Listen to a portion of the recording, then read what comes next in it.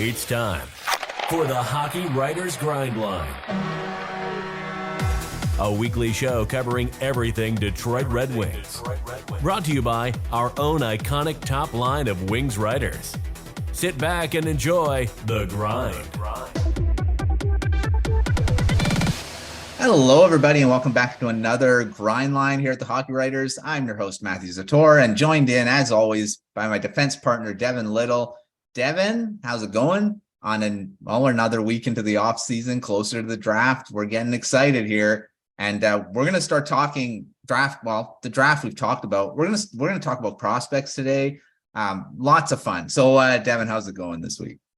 It's going good. We're talking about some of my favorite stuff, Red Wings prospects. Really excited for today's episode, and we're knocking on the door of the Stanley Cup final. We just gotta finish up the Western Conference, right? So, a couple weeks from now, hockey's gonna be over. It's kind of crazy, but that just means the off season's that much closer, right? Yeah, and the draft is now literally, well, when you guys are watching this, a day before. A month away. So we're getting the countdown going here. So, but like Devin said, we're going to be talking prospects today, but as always, we got to do our one good, one bad as we start our show. So Devin, what's a good and a bad from this past week? My one bad, and this is where I'm going to take off the Red Wings hat for now. As some of you may or may not know, I was wearing a jersey like 2 episodes ago or so. I am kind of a side Golden Knights fan, and I am a little disappointed they weren't able to close out that series on Thursday night, but still up 3-1 in the series. I have a feeling that it's just kind of a matter of time before they do close it out. Looking forward to Vegas, Florida as the final. I know a lot of people are talking about television ratings. I don't really care. I think it's going to be a really good final. My one good, I just kind of lean into that. I do think that the Florida Panthers are quite the story. At this point, as much as I am a Vegas fan, I think that Florida looks like a team of destiny. And it's really fun to see teams like that go on the run they are. I think of like the LA Kings 10 years ago. There's a lot of stuff going on right now about what happens if Pittsburgh beats Chicago that one night. Florida's not even in the playoffs, right? Then where are we at? It's stuff like that where it's like, who would have guessed, a month, 2 months ago that this is where we'd be. Panthers weren't even in the playoffs 2 months ago. So this has been a fun story to watch. Obviously it's not the Red Wings. None of this had anything to do with the Red Wings, so whatever. But I'm enjoying the storylines and the play in the playoffs this year. Yeah, I mean that it's just insane that one game against Chicago, or the Chicago beating the Pittsburgh Penguins, that ended up changing so much of how it is. I mean, what if that didn't happen? We wouldn't be here. Of how Chicago wouldn't even have the top pick, right? Yeah, they wouldn't have Connor Bedard, or potentially. I mean, I'm assuming they'll pick him. It's crazy that game decided so much. It really was a meaningless game, at least in Chicago. I mean, Pittsburgh, obviously, they would have liked to win that game because that would have put them in the playoffs. That's a crazy story. So my good is the Florida Panthers, because it's a pretty good story. I mean, Matthew Tkachuk, as much as, people don't like him because of how he plays against the teams that most of the time you play against him. You don't like him because of how he plays. But he heck of a story in the conference finals. He had 3 game winners. I mean, 3 of the 4 games he had the game winner in. And, he was really quiet in the 2 games that he had the game winners in, which is pretty crazy. And then he became the hero. So that's pretty crazy story. And Bobrovsky's story of kind of coming from the ashes, emerging like a phoenix, because he really wasn't that good in his time in Florida until now. And now he's looking like that $10 million goaltender. So, quite a story in Florida, but let's not dwell on that. We want to talk Red Wings. So my bad is going to be Red Wings related, and that is Edvinsson Cossa not starting the game for the Walleye tonight. He's not in net. And how much he's played and how well he's played this season, why isn't he there? So there's my bad. I'm sure they have their reasons of why they put Lethemon in, but There you go. Well, we'll be talking about Cossa in a bit here, so stay tuned. And with that, let's get started with that. Our Detroit Red Wings prospects talk, and this is we're going to talk about rankings and not Devin's rankings. Delaney Reimers, she came out with the top 15 about a week ago, I think, last Saturday or last Sunday, basically a week ago when you guys are watching this. So I'm sure you guys have read it. I mean, if you haven't, go out and read it, because it is a long read. I'll warn you on that, but it's a great read. So definitely take a look. If you want to just kind of read through some of the prospects that she has and kind of pick and choose you want to read, but definitely take a look, because it's a great read, like I said. So let's start there and start with the top 5, and we'll just go through this quickly, and then we're going to kind of do a dive into it. Not crazy throughout the whole top 15, but if you guys watched our Prospect Corner or any of our things, we'll kind of do the same thing. We'll go through the rankings and talk about risers, fallers, maybe highlight a few. So quickly, top 5 is first Marco Kasper. Not a real surprise there. He's probably the top prospect on the Red Wings. Got Simon Edvinsson, number 2. Again, not really a surprise. 3, Sebastian Cossa. 4, Amadeus Lombardi. And number 5, rounding out the top 5, Carter Major. So Devin, that top 5, what do you think about it? Do you think it's pretty much what you put in the top 5 of these prospects for the Red Wings, or would you kind of change that around, any of them there? Well, it's interesting, right? I definitely think that this is proof that there's a lot of intriguing names and intriguing players in the Red Wings prospect pool, because I'm just going to say this right now. I kind of disagree with Delaney's top 5, but I also think that she makes a good case for why they're at where they're at. And I think that, she has her valid reasons for putting them where they're at. I don't say she's wrong. I just have my personal preference of where players are at. I did the last rankings I did was back in January, mid-season rankings. I'm planning on doing another rankings after the 2023 draft. We, at this point, if you watch the show a fair amount, what players I really like. I would have Albert Johansson in the top 5. He's a little bit lower on the list. We'll get there. So I think that's something I disagree with. I think she's higher on Lombardi than I am. I do think Lombardi's a notable prospect. I think he's top 10. I don't think he's top 5. But I get why she's really high on him. I think a lot of Red Wings fans are really high on him right now. He's did nothing but score in the OHL this season. And then even at the top 2, right? Kasper and Edvinsson. I think they're close. I get why Kasper's at number 1 for her. But just based on like NHL readiness, like I think Edvinsson's like ready to go. I think Kasper, it's still kind of a question whether or not he's ready to go. He did play that one game, but it's one game, right?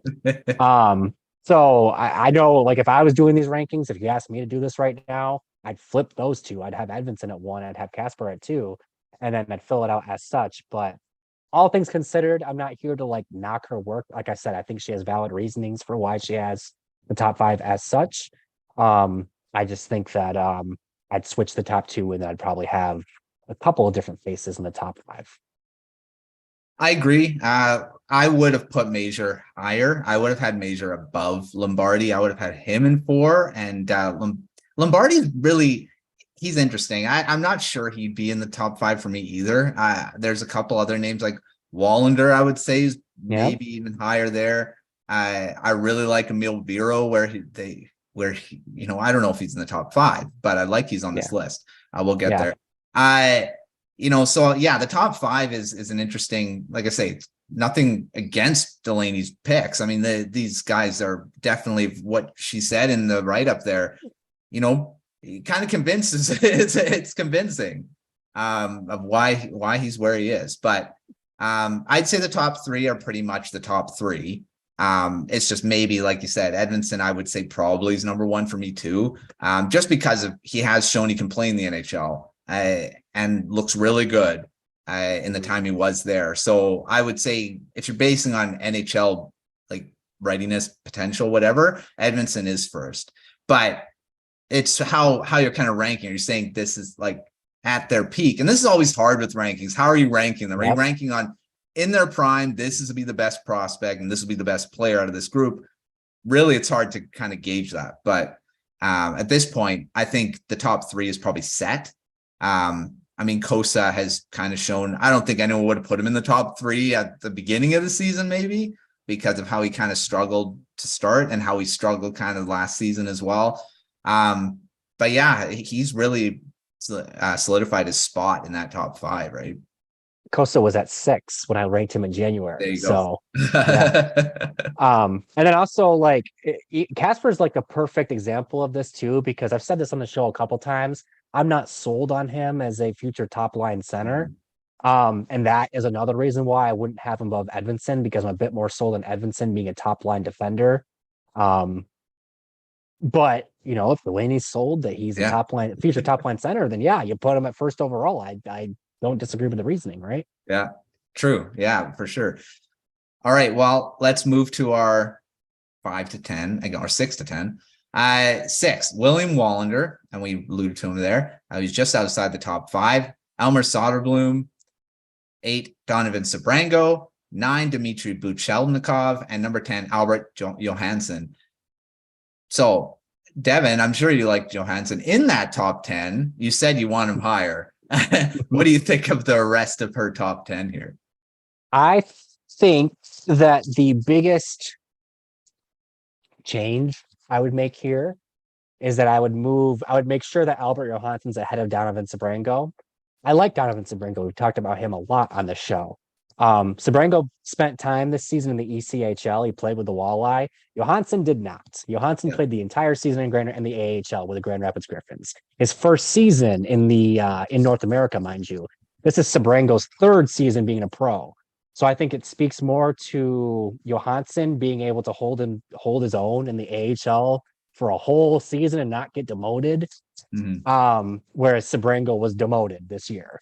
I think that tells me that Johansson's higher, at least in my opinion, than Sabrango is. And I would even and maybe this is me projecting my own like for this player, but I would go as far as to say that if he wasn't injured towards the end of the season in Grand Rapids, I think Johansson would have gotten a call up, maybe even over Edvinsson, which is kind of crazy to say, I know, but he did really well in Grand Rapids. I genuinely think he should be higher on this list, but again, I know I'm a little biased. I like this guy a lot. And then outside of that, like it's a solid group of players, right? I'm not saying Sabrango doesn't belong in the top 10. I'm saying he doesn't belong above Johansson. I think Soderblom's definitely more or less where he belongs. I think you could maybe argue he's not a prospect, but he hasn't hit that number yet, so I'll still count him as a prospect. But he has shown he can play in the NHL, right? He won a job out of camp. Wallander looks like a really good guy. I know you mentioned him just a little bit ago. I think he's at 6. I think it's a pretty good spot for him. I think you could even argue he could be 5. And then Sabrango's there, Buchelnikov I had an 8, I'm pretty sure last time.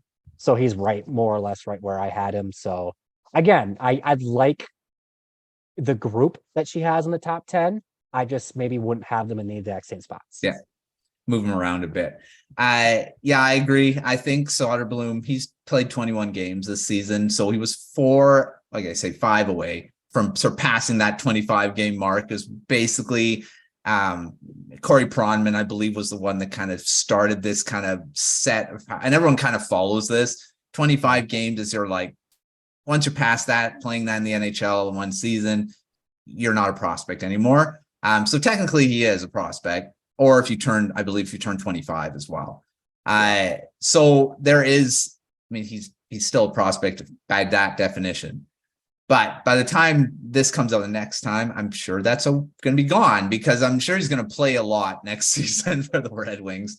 It was interesting he didn't play the rest, but again, got injured. So it's difficult. And then when he came back from injuries, he was sent down to the Griffins, right? So, yeah. So, Soderblom, I think, is going to be a full-time NHLer next season, so he won't even be on this prospect list. But yeah, I think the 7 is probably a good spot for him at this point.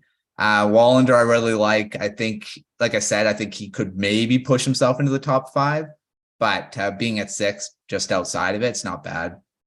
Buchelnikov's really growing on me from just reading more about him, just going because I want to know more about the Red Wings prospects now too, because doing this show. So knowing, and I love prospects in general, so knowing more about him is always great. Buchelnikov's becoming a little bit of a maybe not as underrated as he used to be. I mean, I think he's gaining traction in the Red Wings world, right? So. But yeah, it's going to be interesting to see how he kind of develops if he comes over to North America at some point, which I'm assuming you want to sooner rather than later. I mean, he is in the KHL right now and he signed that extension until 2025. So we may have to be waiting a bit for him to come over, but it's going to be interesting to see when he does, how he plays. All right, so since it's the top 15, may as well go through the last 5. I mean, this is not a top 100 list or whatever. It's not going to be exhaustive. So let's just quickly go through the rest of it. 11, Cross-Hunt Hannes, which I mean, we've talked about him quite a bit on this show and on Prospect Corner as well. So yeah, I like him as a prospect. So I'm glad he's here. Alexander Doucette, another guy. Hopefully I'm saying his name right. 115 points in this season. It's a crazy season. So deserving of being in that. Emil Vero, like I said, love it that he's in the top 15. So thanks, Delaney, for putting him here. Like I said, he's not a flashy defenseman, but guy does his job, and he's going to be a great partner for an offensive defenseman, whoever that may be in the future. Love it that he's in this top 15. Shai Boom, another guy I really like as a defenseman here as well. And then rounding out the top 15, Theodor Niederbach, another interesting prospect that we've talked about at length as well. So, Devin, what do you think about the rest of this top 15? That's good. I think that so this is where it goes from like players that for one reason or another you're really excited about to like players that like you're hopeful about, right? Yeah. Like players that you're maybe not, they're not slam dunks or anything like that, but if things go right for them, you think they could definitely be contributors. I think Hannes has a good chance to become a really solid middle 6 guy for the Red Wings. I think Doucette's kind of a solid. He was just like an undrafted free agent that the Red Wings signed. So I think he has potential to be some sneaky good additional value for the Red Wings. We'll see where he goes. Vero, you and I both like this player a lot because he's solid, right? He's not, like you said, he's not flashy. He's not Simon Edvinsson. He just kind of does his job, and you need guys like that in the blue line. Yeah. Shai Boom, again, another interesting guy. I think he's one to keep an eye on going into next season. And then Theodor Niederbach since I've been doing prospect rankings for the Red Wings, Niederbach's been like right in this 15 range, like for basically since he's been drafted by the Red Wings. Yeah. So I completely agree with him at 15 because it's more or less exactly where I would put him. Yeah. He's got some interesting things going on with him. I think he's a player that just like Boom, I think next year is going to be a big year for him in terms of establishing what his worth is as a prospect and what his kind of path forward is in terms of his development. So I think 14 and 15 here, Boom and Niederbach, are guys to really keep a close eye on heading into next season. Yeah, I agree. Like I said, I love following these guys. I mean, I liked Boom in his draft year before he was drafted by the Red Wings. I thought he was a great target for anyone in that range. So the Red Wings getting him, and he's been solid in the NCAA last couple seasons. So yeah, that's going to be interesting to watch him. Vero again developing, playing in the ECHL right now in the playoffs. Right, as we're talking, he's playing right now. Same with Sabrango, he's playing as well. So I mean, there's guys that they're developing. We'll see if those two can play in the AHL for most of the season next year. Vero did play with the Griffins as well. I kind of split his time between the Walleye and the Griffins. So I mean, a lot of these guys, they're going to be developing. We'll see how they even end up in the NHL, maybe with some call-ups, and injuries always happen, like I said. So yeah, it's going to be fun to see their development after this summer, see how they all kind of fix any issues that they kind of see. Yeah, it's going to be interesting. Well, I mean, a 15, Devin, what do you think about guys that aren't on this 15? Would you bump anyone out to add someone else in there? I mean, Red Wings have a pretty deep pool, and then once they draft whoever they draft in this draft, I mean, it's going to change because there's going to be some good guys that are going to select. So, who at this point would you add in a 15, or is this the 15 that you would kind of go with as well? Yeah, first things first, you're absolutely right. 2 first-round picks. I expect the top 15 to look a little bit different in a couple months. And the cool thing about talking about that is I'm going to be the one who writes it, so I didn't know. But who would I elevate into the top 15? Couple names come to mind, honestly. I think Red Savage is one that comes to mind. I do like him. And the thing about Red Savage is that he's one that, I don't project him as like a top 6 player at all. I think he's more of a bottom 6 guy. But I like a lot of what he does. I think he you need bottom 6 guys, right? You need good bottom 6 guys. They have their value. He's a guy that I would consider. He's on that list. Liam Dower Nilsson's another one, kind of the same type of player, but Swedish. There's other guys I can go into too. Around this range is where you really get into who you like versus who you don't like as much. I talked about that in the top 5, but it's really a thing around this range because there's not a whole lot of separation. If we're being honest, it just kind of comes down to who you feel more confident about heading into the future. Who do I think could maybe fall out? I mean, logic would tell you a guy like Niederbach because he's at 15 and I more or less like him there, right? So I think he could slide down. And I also, like I said, I think he has some things to prove next season. So I'm not I expect he's going to be lower than 15 when I do these rankings in a couple months. Another one, honestly, is Doucette. And the only reason why I say Doucette is because, yes, he had a phenomenal season this season in the QMJHL. And the reason why I point out what league it's in is because that's a very high scoring league. It's not hard to rank up a lot of points in that league because it's not exactly known for stingy defensive play. He's also an undrafted player. I do think that speaks for something. There's plenty of undrafted players that have become something, right? So you don't write them off just because of that. But I do think there's something to it that he kind of out of nowhere is producing like this. It hasn't been like a trend before. And I also just generally kind of am skeptical of players that are that fit both those things. They're undrafted and they produce in the queue. A lot of players produce in the queue and then they go on to not score in the NHL because you actually play defense in the NHL. I mean, it is what it is, right? And also like I said, there are late bloomers, but if you're nobody when you're 17 and you're nobody when you're 18, nobody wants you.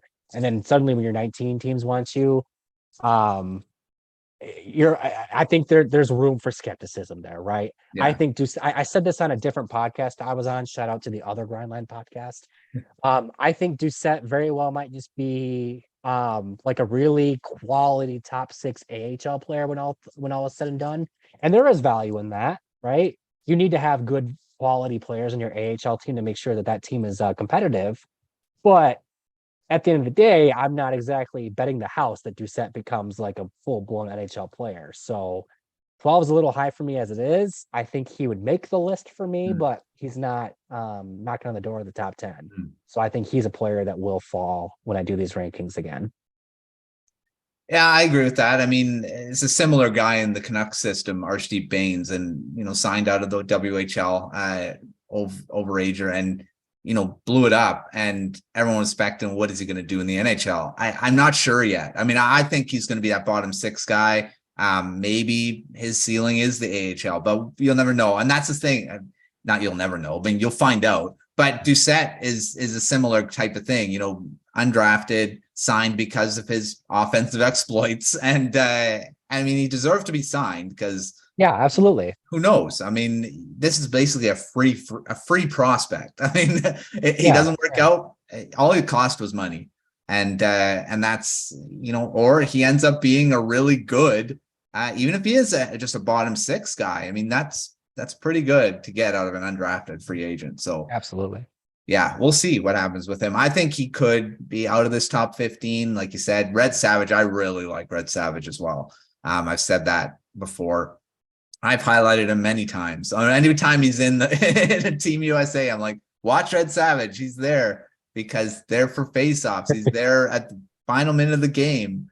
Just, again, does his job. And you need that in your bottom 6 in the playoffs. And obviously during the regular season as well. But these are the guys that shine in the playoffs for you. So yeah, Red Savage, I think I would have him in my top 15 if I was doing this as well. So yeah, I think those Savage for sure would be a guy that would be there.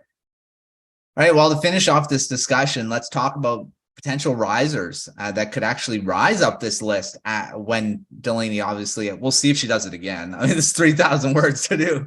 But Delaney, if you're doing it again, probably in a year from now, do you foresee kind of anyone kind of rising up this list? And then maybe just give a faller that could actually fall, not because they graduate, but falling out of for performance and stuff like that. Who could rise? So we're talking like over the course of a year, right? Yeah. Okay. I think so. The reason why I said Shai Boom's one to watch is because I think he's going to be poised to take on like a really a key role with the University of Denver. He's going to be leaned on to, play a lot of minutes and be a really key player for them. And that's a top-notch program over there. They won the national championship last season. So they'll have high expectations for him. I think if he flourishes in that environment and embraces the challenge, I think he's somebody who could definitely rise up the board here. I think Cross Hannes has a chance to move up as well. He's a player that lost some steam because he got injured. I know I was pretty excited about him coming out of training camp. And I think that if he is healthy come training camp and he shows well in the AHL, because I do believe he'll be in the AHL next season again, he has a chance to really climb up the ladder as well. And then a player who I think could actually fall. I kind of tipped my hand on this one. I think Sabrango at 8, a little too high for me already. I think he will fall unless he takes his game to another level next year, which I do think he's capable of. But with all the guys that the Red Wings have on the blue line already, you can probably I can foresee them taking another defensive prospect or 2 in this year's draft. God forbid they take one in the first round, right? I see that he's somebody who, if he doesn't take his game to another level, he's going to be a little bit lower than 8. And I think he's going to be a little bit lower than 8 when I do this again in 2 months. So he's one to watch in terms of falling. Yeah, I really see a guy like Sabrango falling. Not because he's he's going to play bad. It's just that there's going to be other guys kind of going in there that could push him down. And, that's what happens in any of these rankings. Guys play better. So you have to drop someone. Risers, there's always fallers because, that's just how it happens. Cross Hannes, I believe I agree with that as well. I can see Buchelnikov potentially rising up if he continues his kind of trajectory that seems like he's going on. Could potentially come into that closer to that top 5 discussion. But again, who's getting added to this list? That's the problem, right? You're gonna have at least 2 that could, like you said, potentially at least that are going to be on this list. First round picks. At least. There's second round picks we'll talk about. They have 3 of them. So it's those guys could potentially be in there too. So yeah, lots of potential for movement on this list, but this top 15 is pretty solid. And like you said, there's a few more that could potentially get into this.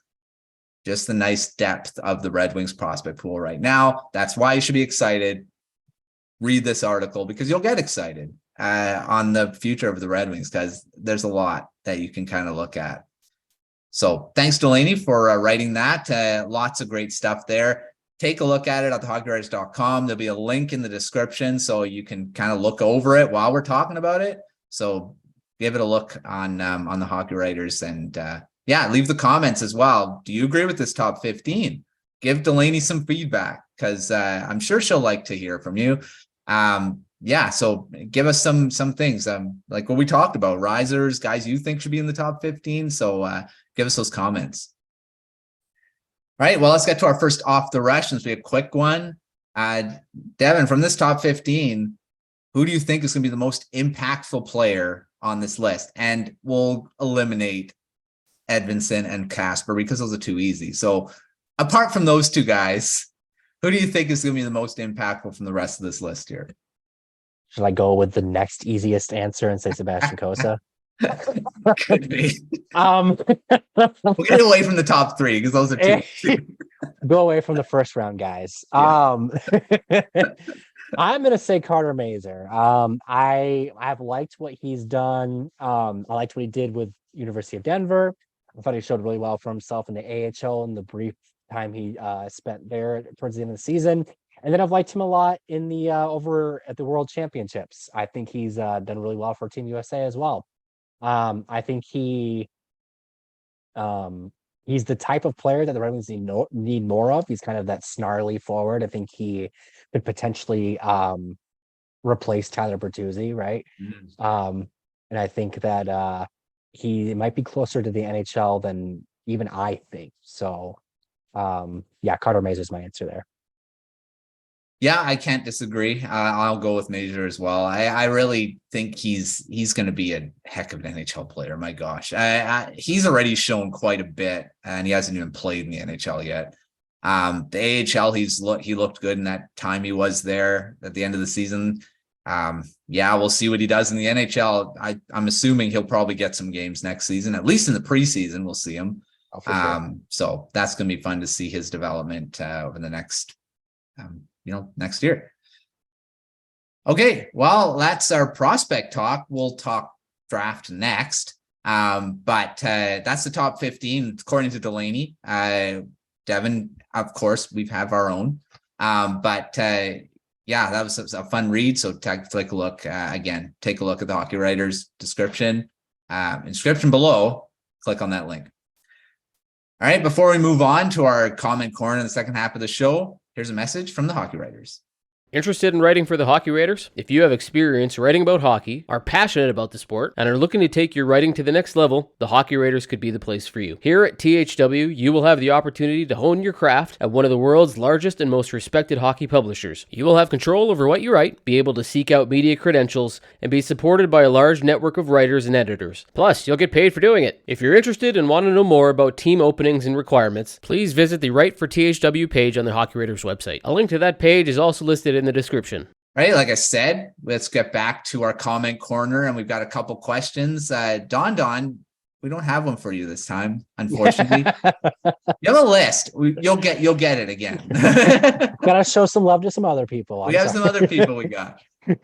So our first one, this is from Dr. Detroit. Thanks for the question, Doctor. That's a great name. His question is, where are the Red Wings going to get grit and star power from this offseason? Or will they just stay the course in what they have? So, Devin, what do you think? Will they get some grit, star power in this free agency trades? What do you think Yzerman will do? I think when Steve Yzerman point blank says that the Red Wings need to be tougher to play against when he's talking to the media at the end of the season, I think that he doesn't say that on accident. I think that he fully intends on figuring out a way to make the Red Wings, tougher to play against. No, I will say it's kind of funny. He said that, and then since then, Joe Veleno tried to slice a dude's foot off. And then Moritz Seider got ejected from a game for a boarding penalty. Now, mind you, I think the Veleno thing was a bit more punishable or harsh than what Seider did. But it is kind of funny that, Yzerman says we need to be tougher to play against, and then the guys are out for vengeance, I guess. So maybe they do just stay the course because I guess the guys got the message. But I do think that Yzerman is going to go out and figure out a way to add some toughness and some star power. Yeah. I do think that there are candidates within their own system to add those things. I just talked about Carter Mazer. He can be a gritty guy that can add that. Elmer Soderblom, maybe not grit, but he's huge, and that is hard to play against. That could help that. He played on that Redwoods line with Rasmussen and Sundqvist. That line was literally there to be hard to play against. And then also star power, like, Marco Kasper. I think he's somebody that they could inject and maybe bring some star power. He's also the type of player that can be hard to play against and plays with a little bit of grit, right? Yeah. Simon Edvinsson, same thing with star power. They have guys in their system that can provide these things, but they're prospects. You can't expect them to come in and immediately provide these things. So I do expect Yzerman, to, whether it's the free agent market or trades, I do think you're going to look heavily at the trade market, especially with some of the names that are out there recently. I think he's going to at least see if there's a fit, right? I think I would not be surprised if he makes that big deal we've all been waiting for that adds a star to the lineup. Maybe it's Alex DeBrincat. Maybe it's one of the Leafs guys. William Nylander would be crazy. One of the guys from the Jets. We talked about that a couple of weeks ago. So there's definitely some potential out there for him to add some fun names. But I do expect him to do his due diligence when it comes to addressing these things without just promoting guys from within.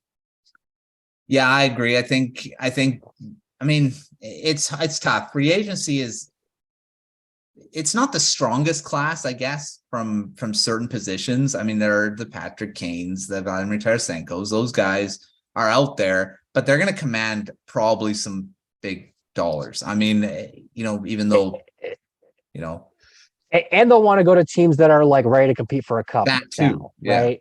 Like, that too.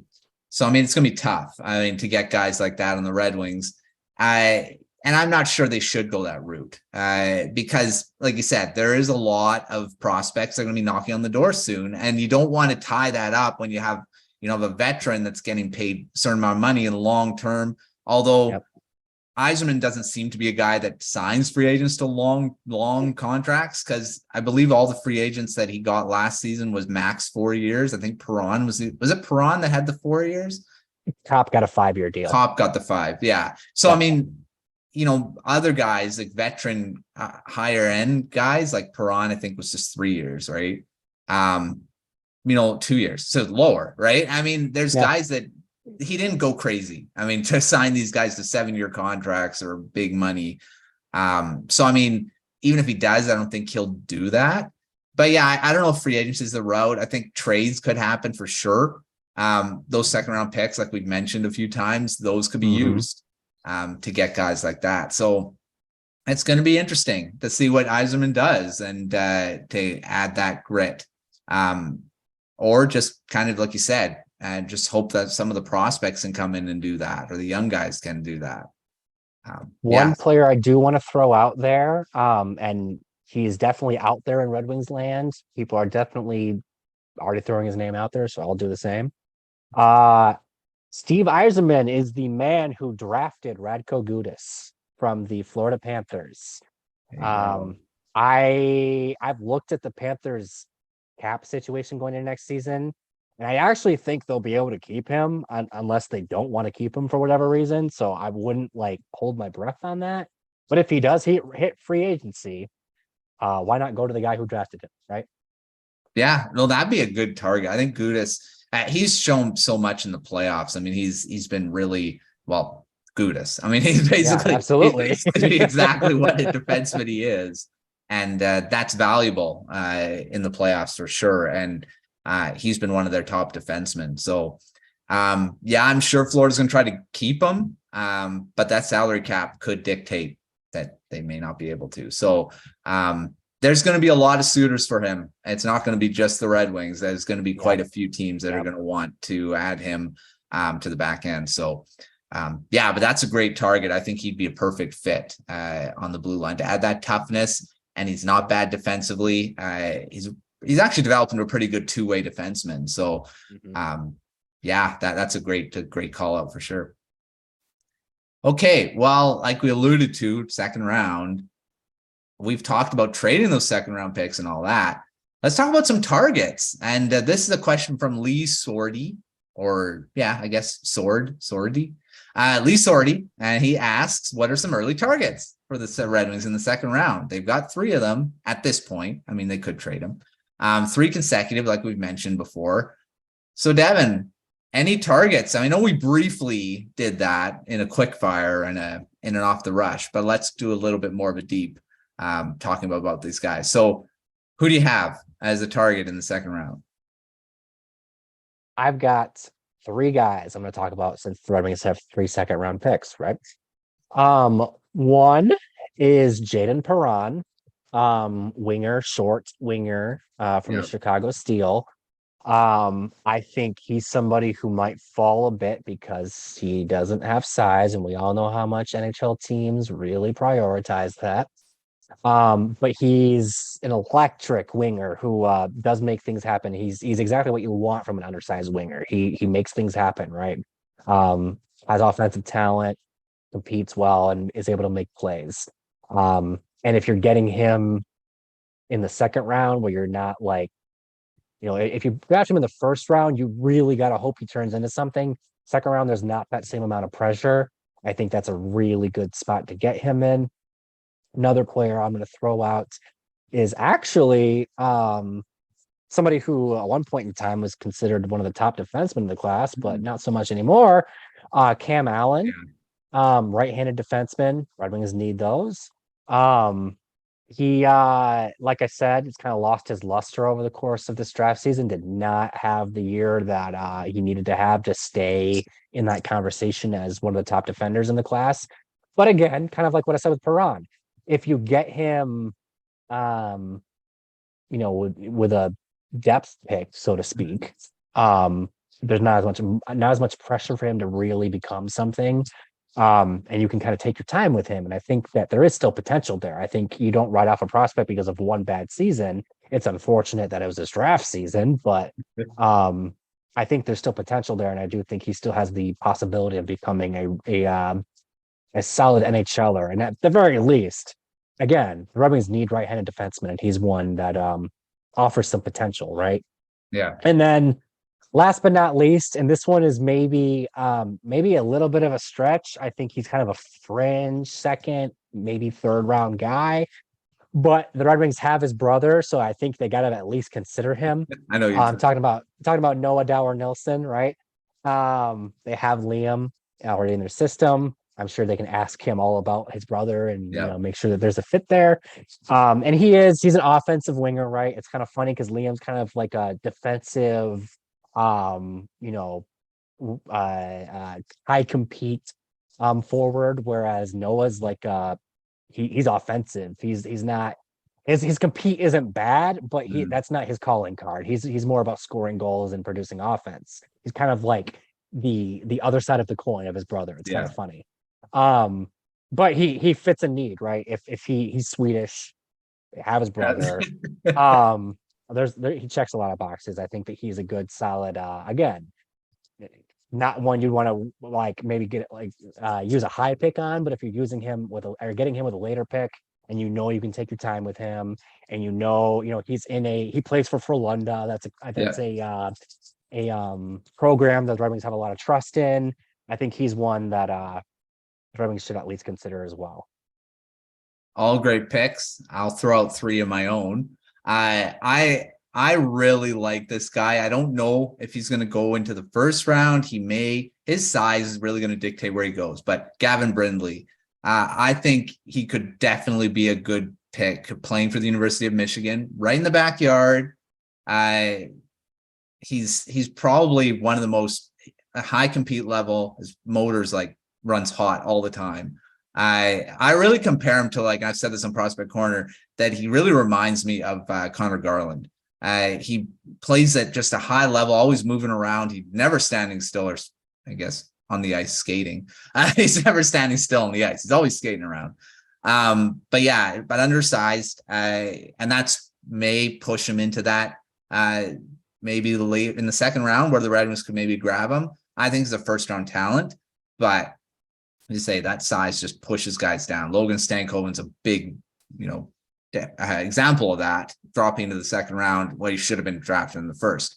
And the depth of this draft could push him out too. So Gavin Brindley's one for me. Bradley Nadeau, another one. I think it's a heck of a season for the Penticton Bees. I mean, what he lead in the playoffs, he was insane. I mean, he had so many goals. But yeah, really, really high end. Probably won't be drafted in the first round. I mean, he's going to be a second round guy. But lots of skill, and adding that to the system is always a good thing. And another, I mean, there's so many guys that I could pick out. Charlie Stromel's another one. Good one. That's a good one. And again, I'm higher on him than seems like a lot of people are. He's not probably, I mean, a lot of people think he's not going to be higher than a third line center. It's not bad. It's like Red Savage. I mean, going to be a good, solid two-way center, or two-way forward that could play in your bottom six and maybe jump in your top six sometimes. But Stromel's another guy. I think he's going to be maybe drafted a little lower than he should and could drop into that realm where the Red Wings could pick. There's just so many names. Theo Lindstein's another one. I mean, that could be in that range. Swedish defenseman, had a really good world under 18s as well. So, I mean, they're going to have their pick. I mean, we just threw out seven names there. And there's a few more. If you just look at that second round, that area, there's a lot of forwards and defensemen and even goaltenders in that range that you could potentially pick and probably wouldn't be a bad pick. This is going to be fun to see what the Red Wings do here with their 3 consecutive second rounders. That is, like I said, if they choose to hold on to those 3, they could trade one of them and still be fine. You draft 2.